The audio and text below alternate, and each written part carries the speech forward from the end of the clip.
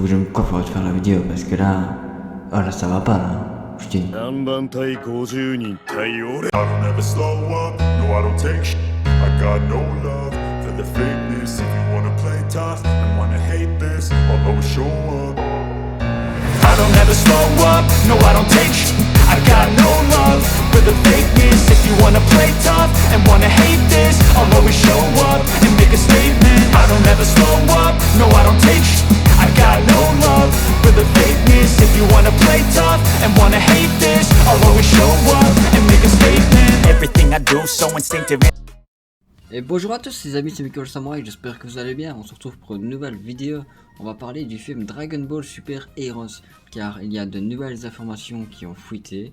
Donc c'est parti, on commence sur ces informations. Alors oui, le film Dragon Ball Heroes, Dragon Ball Super Heroes, je crois, c'est ça, a été reporté à cause du piratage de la Toei Animation. Et ouais, on peut dire merci à cet enculé, hein. Je vais le démarrer cet enculé. Le film, de quoi ça va parler ce film? Eh ben on a de plus en plus d'informations sur ce film. Donc oui, il sortira le 11 juin. Il devait sortir en avril, il sortira le 11 juin. Beaucoup de nouvelles informations sur le Super Heroes. Le nouveau cyborg du docteur Edo. Pas docteur Gedo, docteur Edo.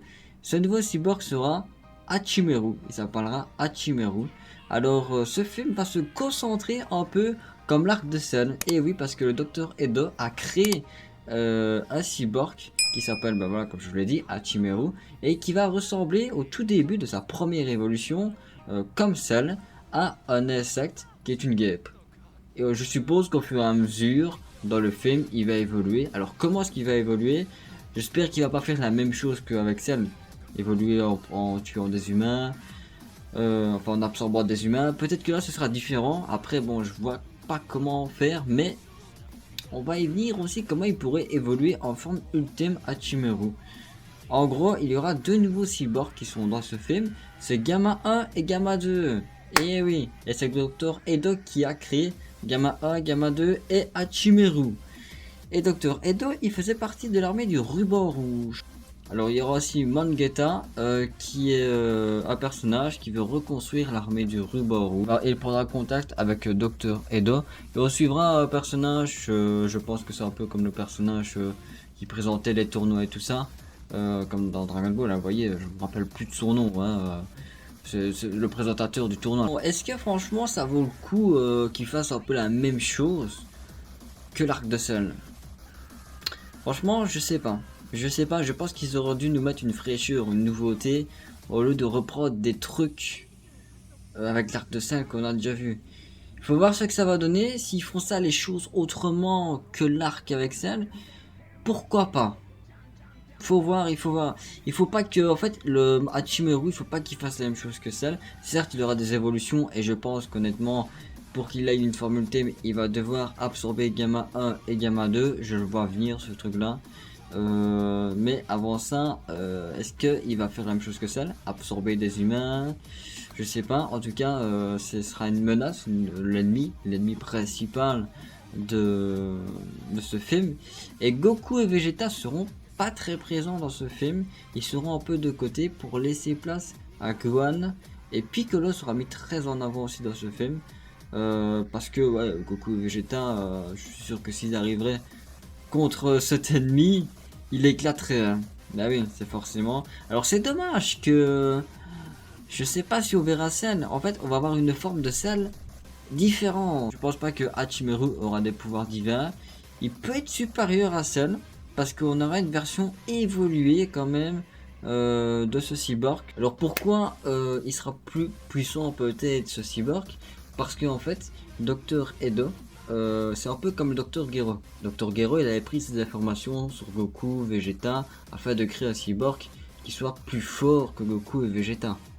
Et dans ce cas-là, Dr Edo, si c'est la même chose, comme il a créé les cyborgs et tout ça, il a peut-être pris les informations de Goku, Vegeta, Gohan, Piccolo, de leur niveau, et a créé un cyborg plus fort qu'eux. Mais le problème, c'est que là, on nous met en avant Gohan et Piccolo. Alors du coup, ça va pas le faire si on nous met un cyborg qui a quasiment des pouvoirs divins. Il faut Goku et Vegeta. Mais peut-être que le Dr Edo n'était pas encore au courant à ce moment-là que Goku et Vegeta pouvaient se transformer en Super Saiyan en Super Saiyan d'hiver.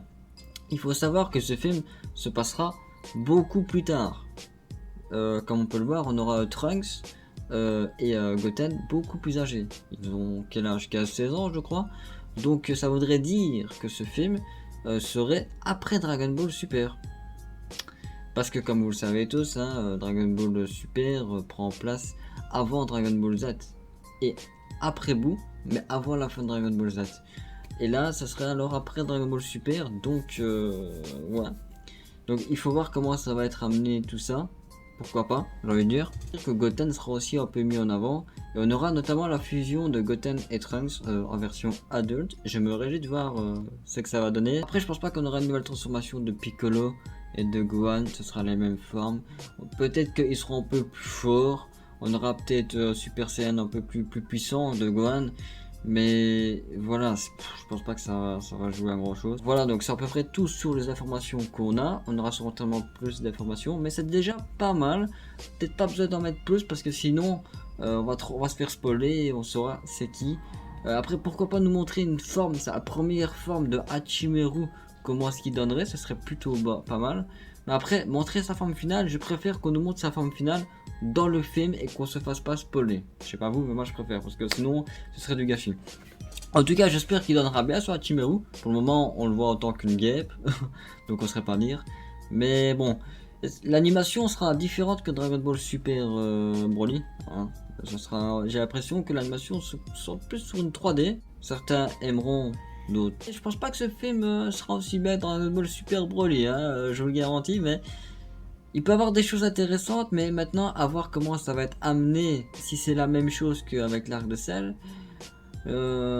c'est du réchauffé, Il nous faut de la fraîcheur, de la nouveauté.